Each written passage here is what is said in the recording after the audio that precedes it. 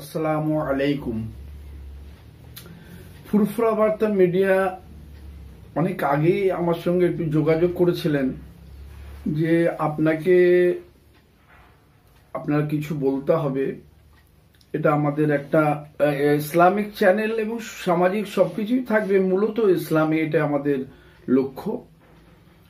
তো তারা আজকে উপস্থিত হয়েছেন, তো আমি তাদের সকলকে প্রথম ধন্যবাদ জানাই। তবে আজকে আমি এই চ্যানেলের কর্তৃপক্ষ দিগকে আমি বলেছিলাম যে আমাকে যদি কিছু বলতেই হয়, প্রথমত আমার হচ্ছে তৌহিদ এবং রিসালাত। যদিও বিষয়টি খুবই গুরুত্বপূর্ণ এবং দুর্বোধ্য, তথাপিও যত সংক্ষেপে এবং সাবলীল ভাষায় এটাকে তুলে ধরা যায় তার চেষ্টা আমি করব। তবে তৌফিকের মালিক হচ্ছেন আল্লাহ। আলহামদুলিল্লাহ ওয়াসসালাতু ওয়াসসালামু আলা সাইয়্যিদিল মুরসালিন ওয়া আলা আলিহি ওয়া সাহবিহি আজমাইন, আম্মা বা'দ। দিনের মূল প্রতিপাদ্য বিষয় হলো তৌহিদ ও রিসালাত, যা ঈমানের ভিত্তিমূল। যুগে যুগে তাই রাসূল ও নবীগণ সর্বপ্রথম মানব মণ্ডলীকে তৌহিদের প্রতি আহ্বান করেছেন এবং মানব মণ্ডলীকে সে বিষয়ে বুঝাতে সচেষ্ট থেকেছেন।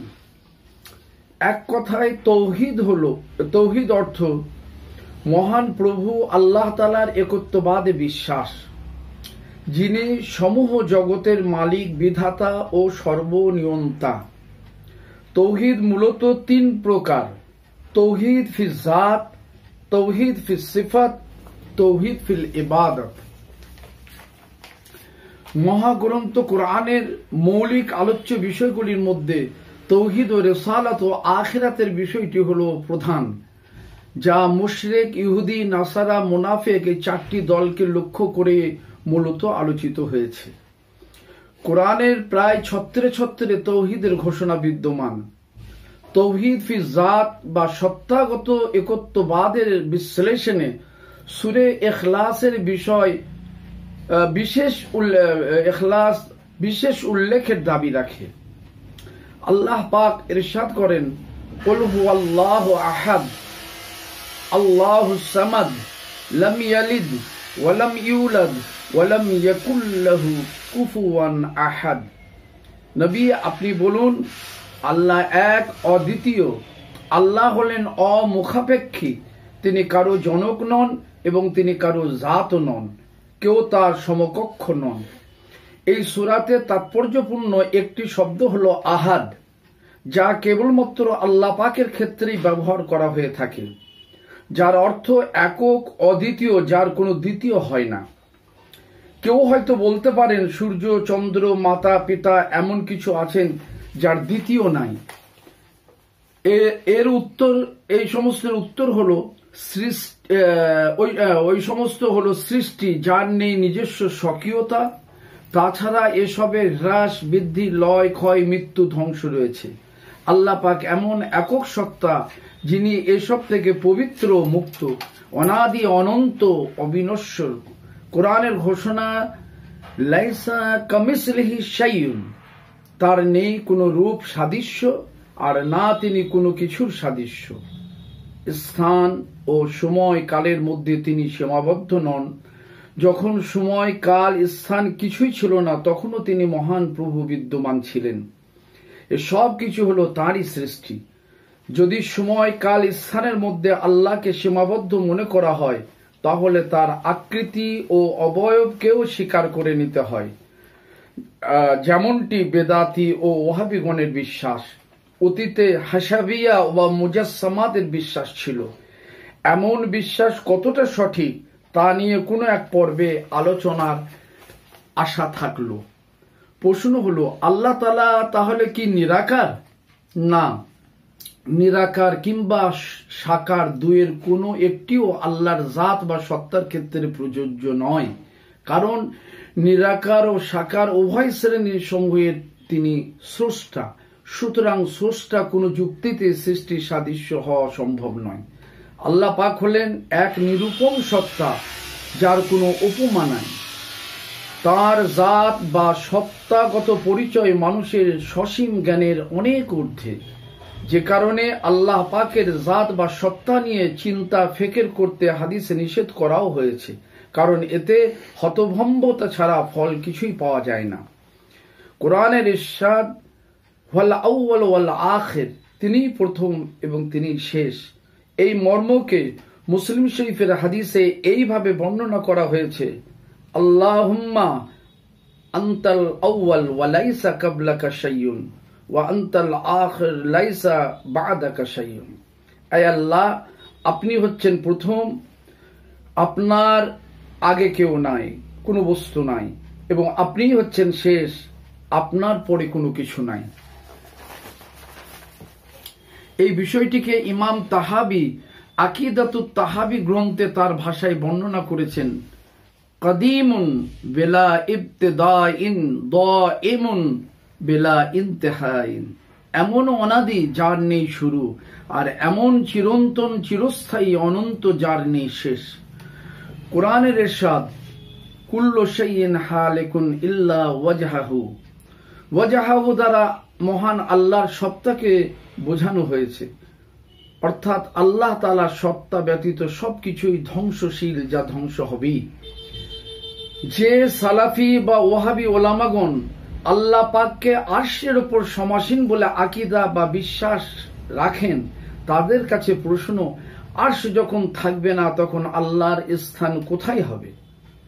ব্যাপারটা হলো, সালাফি বা ওয়াহাবিগণ গুলু ফিত তাওহীদ, তাওহীদের মধ্যে বাড়াবাড়ি এদের একটা বিশেষ বৈশিষ্ট্য। আরো আশ্চর্য হলো যে আমলের ক্ষেত্রে এরা সহিহ হাদিস করে চিৎকার করে থাকেন, অথচ দিনের মূল আকীদা বা ধর্মীয় বিশ্বাস যা প্রমাণ করতে তারা যঈফ, দুর্বল, অতি দুর্বল হাদিসের সাহায্য গ্রহণ করেন। যঈফ হাদিস দ্বারা আকীদা প্রমাণ করা যায় না। তাওহীদের ওয়াহাবিদের প্রধান মুহাম্মদ বিন আব্দুল ওয়াহাব নাজদি কর্তৃক রচিত কিতাবুত তাওহীদ যার একটি বড় দৃষ্টান্ত, যার মধ্যে যঈফ বা দুর্বল, অতি দুর্বল হাদিসের সমাবেশ ঘটেছে অনেক অংশে। হানাফি নয় বরং সালাফি আলেমগণই তা প্রমাণ করেছেন। সে যাই হোক, আগের কথায় ফিরে আসা যাক। ইমাম আবু হানিফা রাহমাতুল্লাহ আলাইহি ফিকহুল আকবার কিতাবের মধ্যে বলছেন, ওয়ালা হাদ্দা লাহু ওয়ালা জিদ্দা লাহু ওয়ালা নিদ্দা লাহু ওয়ালা মিসলা লাহু, মহান প্রভু এমন এক সত্তা যার নেই কোনো সীমাবদ্ধতা, নেই তার বিপরীত পক্ষ, সমকক্ষতা ও সাদৃশ্যতা। ইসলাম জগতের পণ্ডিতগণ লিখেছেন, আল্লাহ পাকের জন্য সময়, কাল ও স্থান নির্ধারিতকারীগণ কাফের হবে। যদি কেউ বিশ্বাস রাখে আল্লাহ আসমান হতে কিংবা আরশ হতে দেখছেন, সে কাফের হবে। যদি বলা হয় নিচে তুমি, উপরে আল্লাহ, সেও কাফের হবে। এই হলো তাওহীদ ফি জাতের সংক্ষিপ্ত আলোচনা। তাওহীদ ফি সিফাত, গুণগত একত্ববাদ, অর্থাৎ আল্লাহ তাআলা যেরূপ জাত বা সত্তাগত অদ্বিতীয়, সিফাত বা গুণগত ভাবেও তিনি অদ্বিতীয়। তার গুণাবলী অনাদি, চিরস্থায়ী, যা তার সত্তা থেকে ইনফিকাক বা বিচ্ছিন্ন নয়। ফলে প্রমাণ হয় আল্লাহ পাককে খালেক বা সৃষ্টিকর্তা যদি তিনি কিছু সৃষ্টি, আল্লাহ পাক যে খালেক বা সৃষ্টিকর্তা, যদি তিনি কিছুই সৃষ্টি না করতেন তথাপিও তিনি খালেক। যেমন মুহয়ী, মৃত্যুকে জীবিতকারী, এই গুণে গুণান্বিত তিনি আদিতেও যেমন ছিলেন, আজও আছেন, আগামীতেও থাকবেন। বোঝার জন্য একটি উপমা দেওয়া যেতে পারে। একজন লেখক, একজন কারি, সে যদি কোরআন পাঠ নাও করে, যদি নাও লেখে, তথাপিও তার মধ্যে লেখার শক্তি, লেখনী শক্তি এবং পাঠ করার শক্তি বিদ্যমান। কোন সৃষ্টির ক্ষেত্রে তাই যদি হয়, তাহলে মহান স্রষ্টার বিষয়টি কত ঊর্ধ্বে, যা অতি সহজেই অনুমান করা যেতে পারে। ইমাম তাহাবি তার আকীদা গ্রন্থে এই কথার প্রতি ইঙ্গিত করে বলেন, মা রালা বিসিফাতিহি কদিমান ক্বাবলা খালকিহি, তার সৃষ্টির পূর্বে তার গুণে তিনি কদিম বা অনাদি, কোনো কিছু সৃষ্টি যদিও না করতেন তথাপিও তিনি হলেন স্রষ্টা। তার মধ্যে সৃষ্টি করার যোগ্যতা বা ক্ষমতা যেমন আজ আছে, পূর্বেও ছিল, পরেও থাকবে। তার সকল গুণাবলীর ক্ষেত্রে একই কথা বলা চলে। আরো একটি প্রশ্ন হলো, আল্লাহ পাক কি নূরময় কোন সত্তা? এমন বিশ্বাস ও ধারণা অনেকের মধ্যেই রয়েছে। আল্লাহ পাক নূর বা জ্যোতি ধারণা করা কুফরি। নূর হলো সৃষ্টি যার লয়, ক্ষয়, হ্রাস, বৃদ্ধি আছে।